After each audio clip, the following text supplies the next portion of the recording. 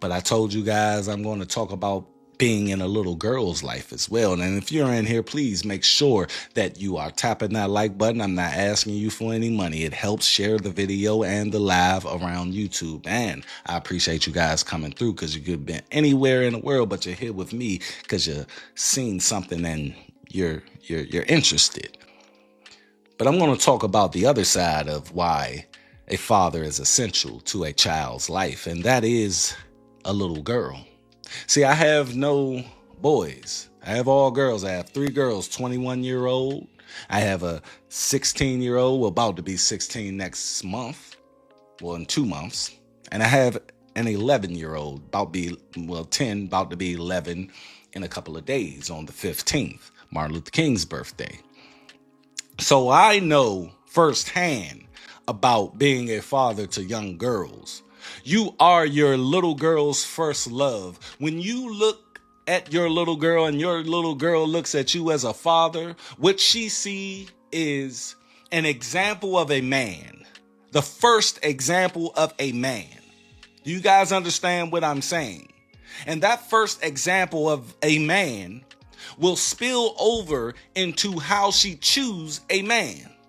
So the things that you say, the things that you show this little girl is going to be very essential and very prevalent in her life. Now, the bad father in this area is probably not good. It's probably not that good to be a bad father to a little girl, because she's not going to understand how to submit to a man. She's going to look at the word submit like they look at them today, is you lording over the woman, you just telling her what to do, blah, blah, blah. The thing about submission is agreeing with that man to lead you.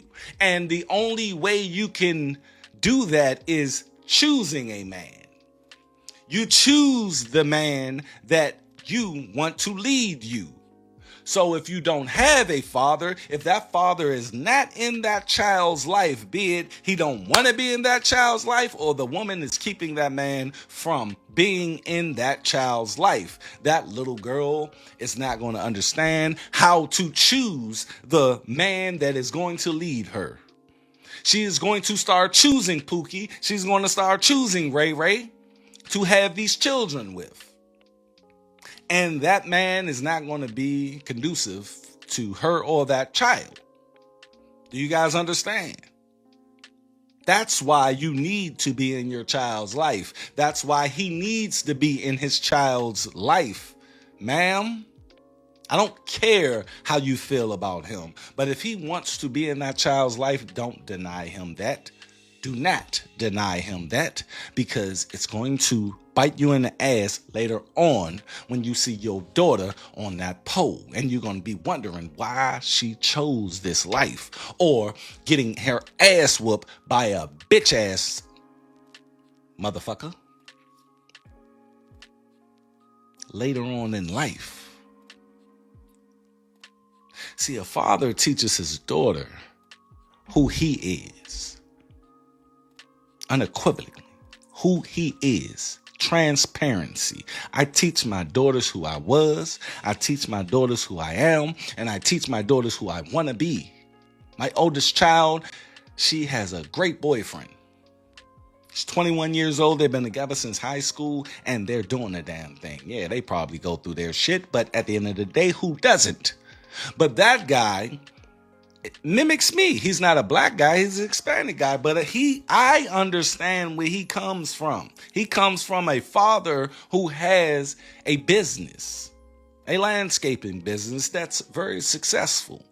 So he understands business, he understands logic, he understands long-term planning, he understands this. And that is what my daughter gravitated towards in the process of me raising her. And she is not even my biological. I met her at 3 years old. And I fathered her. That is why having a father in a little girl's life is also important. You are her first love. They fall off. They don't want to talk. They don't want to congregate with you around the age of 14, and then they'll come back around 25 years old. But before 14, those are the most crucial points in that little girl's life. Do you guys understand what I'm saying? It's the most crucial points, because right then she's loving you. Right then she's your shadow. You know? My 10-year-old, look, guys, I got a divorce last year, and I see my kids half the time now. Got joint custody, 50-50 custody. And I see my kids half the time. But before, we sold the house and everything, my little girl, my youngest, was just right behind me. When I have her over here, she's right behind me. I open the door. She's, hey, daddy. Hey, what you doing? Today, I woke up, a little late, because I did a double on Saturday. So my sleep schedule was a little off, but I came home after doing that 16 hours. I made them dinner. We all had dinner. Me, my 15-year-old, and my, I keep saying, she'll be 11 in a couple of days. My 10-year-old, we had dinner, and I went to sleep. I went to sleep at 8 o'clock. I'm an old man. I'm 40 years old. And I woke up probably around 1 or 2, and I watched movies, and I went back to sleep around 6. So I slept about 1 o'clock. So she come up in my room, and she like, hey, you got to get up. You've been sleeping.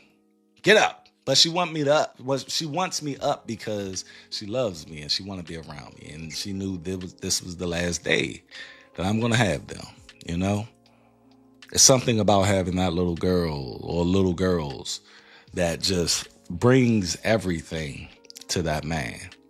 When I had my first biological child, Duchess, oh my God, like that changed my life. That changed my way of thinking.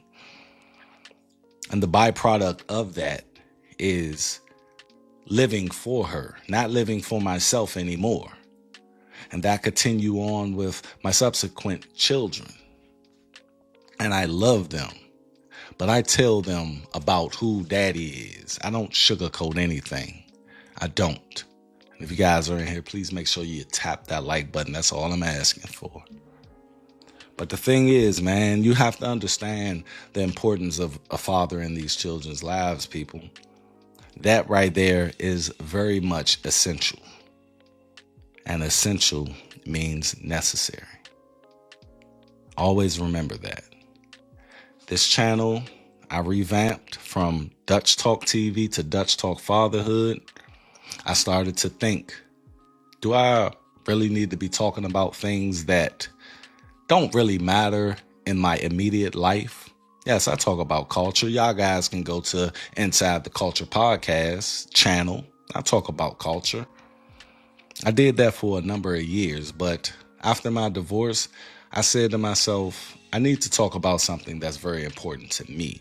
Not only important to me, but my experiences can lead to somebody else's understanding. And their experiences can lead to my understanding. I'm a sponge. This channel is not a guru channel for me to just tout to you how much of a good father I am.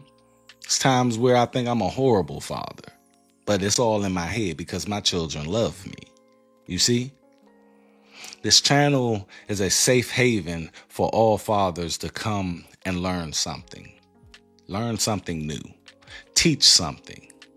And it's all about having the ability to do so and the attitude to receive it. I appreciate you guys coming through to the live today. I'm going to try to go live every weekend, man, to talk directly to you guys. I'm trying to build this channel back up. It was a dead little channel because I went to go start the Inside the Culture podcast channel, which is doing pretty good.